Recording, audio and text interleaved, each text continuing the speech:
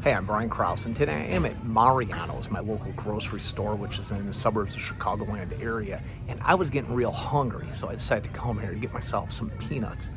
Now, as I was looking at these peanuts, I noticed, Planters, that has Mr. Peanut on it. And Mr. Peanut, he's a man of privilege.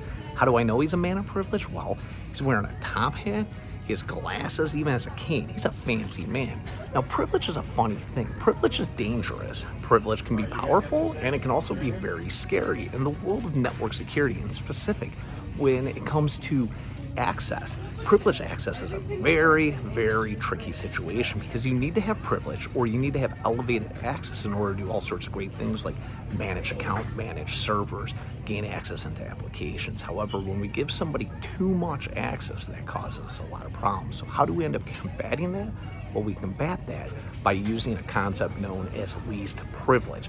And this is just kind of a zero trust sort of a concept of never trust, always verify, which really means that only give somebody the level of access necessary for their job, no more, no less. When you do that, it makes it really hard to steal or go above and beyond when you're trying to steal and truly perform a network attack.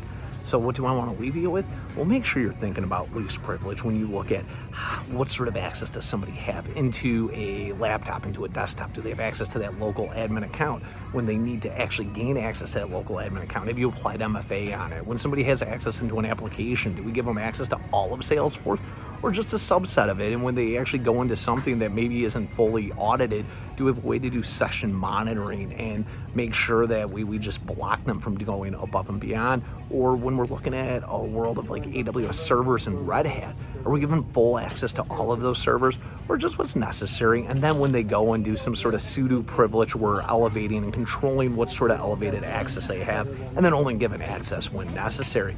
Just some topics to think about and a couple concepts of least privilege.